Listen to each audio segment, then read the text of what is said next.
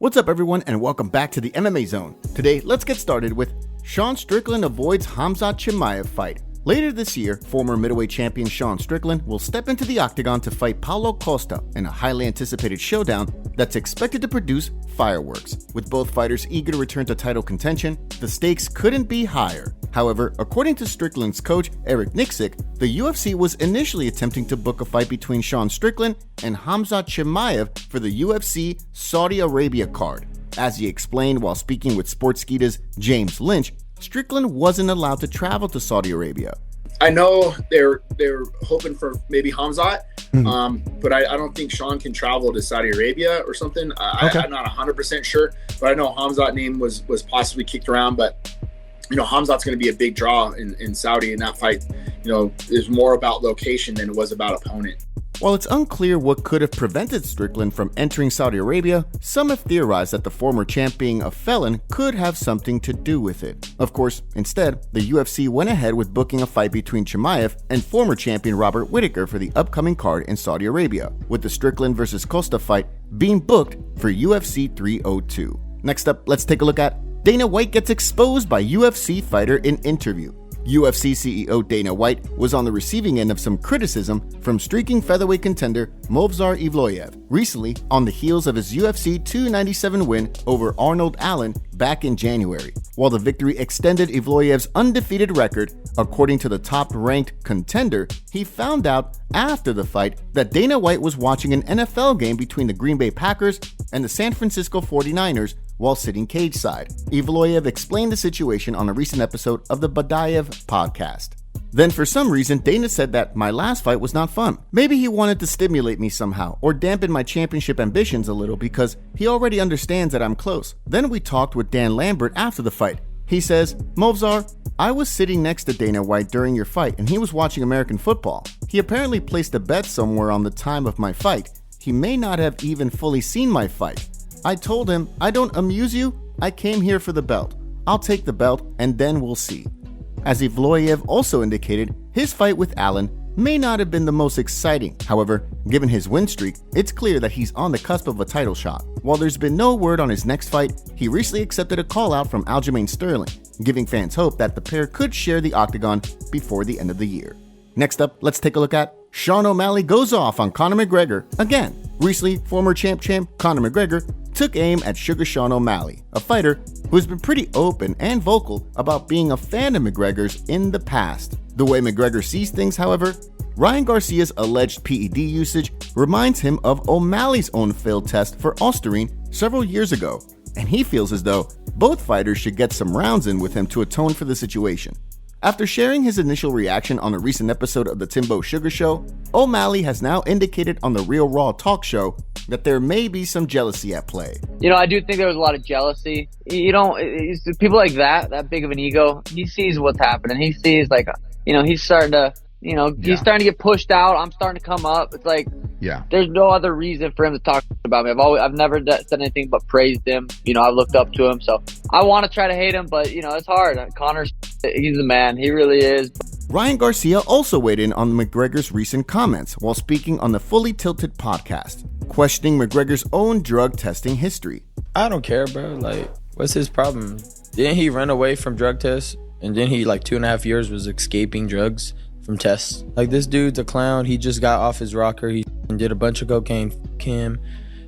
Him, I will beat the fuck out of him. See, I don't even want to be mean to him. We were cool. But now all of a sudden he woke up and chose violence? What's up? With McGregor's highly anticipated fight with Michael Chandler rapidly approaching in June, it'll be interesting to see if the former champ's pre-fight media tour fuels even more trash talk among this trio of fighters. Next, let's take a look at Islam Makhachev sends a warning to Dustin Poirier. UFC lightweight champion Islam Makhachev has something special in store for fight fans come June 1st when he and Dustin Poirier step into the octagon for their highly anticipated UFC 302 headliner. With his sights set on making a move up to welterweight to compete against Leon Edwards in a champ versus champ fight in the future, Makhachev has made it clear that he believes he has the key to an easy fight against Poirier. In a post on social media this week, the champion sent a message to the former interim champ writing, June 1st, something special for you, along with a fist emoji. Poirier, of course, has not responded to the tweet.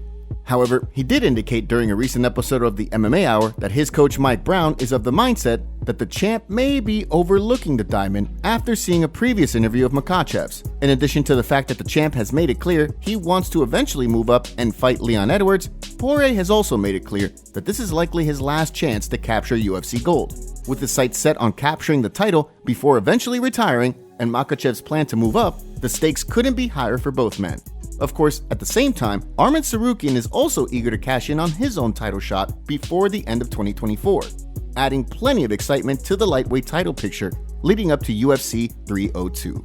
Now, let's shift gears and take a look at Daniel Cormier reacts to Jon Jones' situation. Heavyweight champion Jon Jones landed himself in the crosshairs of the MMA community this week when he began to discuss a potential fight between he and Alex Pereira on social media. As he explained to fans, being back in the gym has him reconsidering his future after pectoral surgery.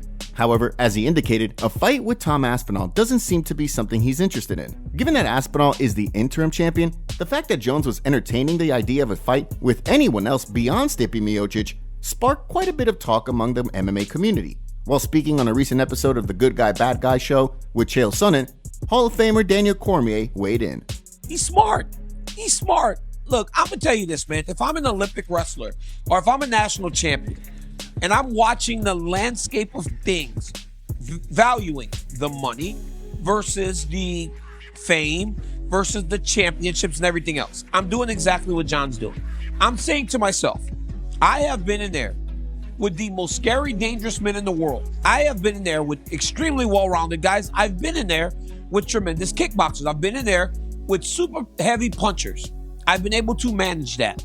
But what I haven't been in there with is a guy that is a straight kickboxer.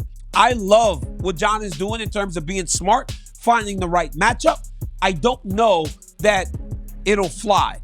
Of course, so far, there's been little news as to when Jones and Miocic will fight beyond the expectation that they'll collide before the end of 2024. Now, let's take a look at Cory Sandhagen breaks silence on Umar Nurmagomedov fight. A bantamweight fight between Cory Sandhagen and Umar Nurmagomedov was recently confirmed for August 3rd, with the two streaking contenders set to throw down in Abu Dhabi. The fight has drawn some mixed reactions from the MMA community, with some eager to see the pair compete, while others aren't sure as to why Nurmagomedov is getting a #1 contender fight. While speaking with former flyweight kingpin Demetrius Mighty Mouse Johnson on a recent episode of his Mighty Cast, Sandhagen broke down the fight. I do really want to fight Umar in a 5-round fight also, just because I watched his last one, but he was like...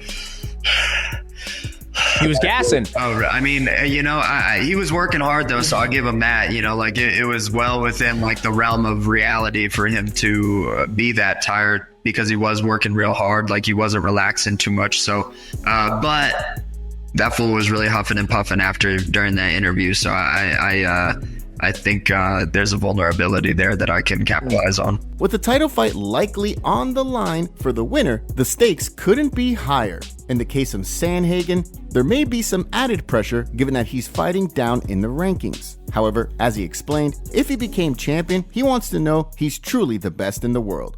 Next, let's take a look at Colby Covington fires back at Ian Garry. While no deal has been signed and a bout still has yet to be made official, Colby Covington and Ian Garry have continued to take shots at one another in the media. While it didn't appear as though a fight would come to fruition, given the 3 conditions Covington put in place, the Future recently indicated he's simply waiting on Covington to sign a bout agreement for the summer.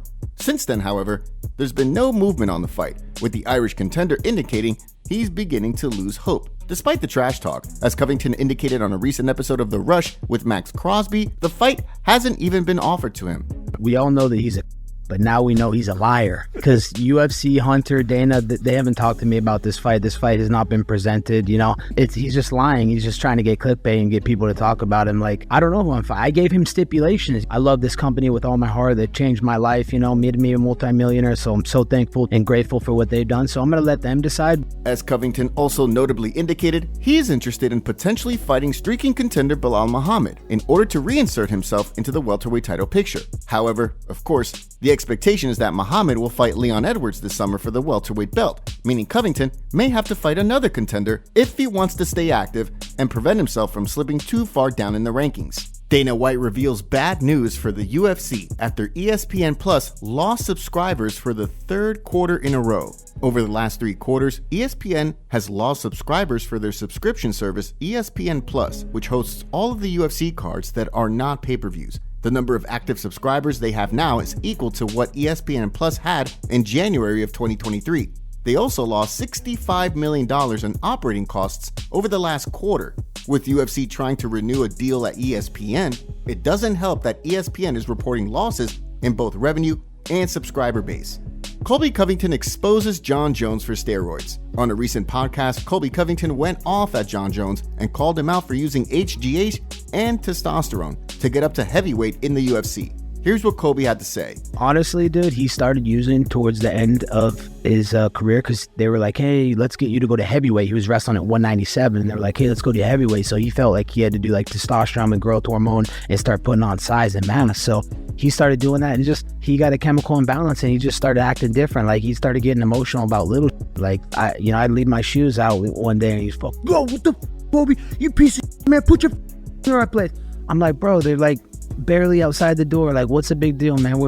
A lot of people that were close to him, he cut them all off. He doesn't really have any friends that were with him before because he just completely changed as a person. So yeah, his latest thing was some drug tester showed up to his house two or 3 days ago, and he threatened the tester, I'll kill you. They come to my house, they end up dead. What the like, dude, it's one thing after another. Yeah, he's just not a good person. So that's why I want to fight him, because I like fighting people that I genuinely have seriously hate for. Top comments. Pantoja comparing himself to DJ is more delusional than all delusional fighters in the UFC combined. It's outrageous. Jon's ego is trying so hard to convince itself there's all these other reasons he doesn't want to fight Tom, besides that he doesn't really like his chances of beating him. As a Jon Jones fan, it seems pretty obvious that a win over Aspinall, the most deserving and dangerous contender in heavyweight, would actually cement him as the GOAT and be a perfect moment to retire after. Aspinall needs to take as many fights as he can. If he wins, it'll be the elephant in the room for Jon. DJ would embarrass the current flyweight division. Hell, Horiguchi would as well. 125 has a bunch of new names, but the talent hasn't improved.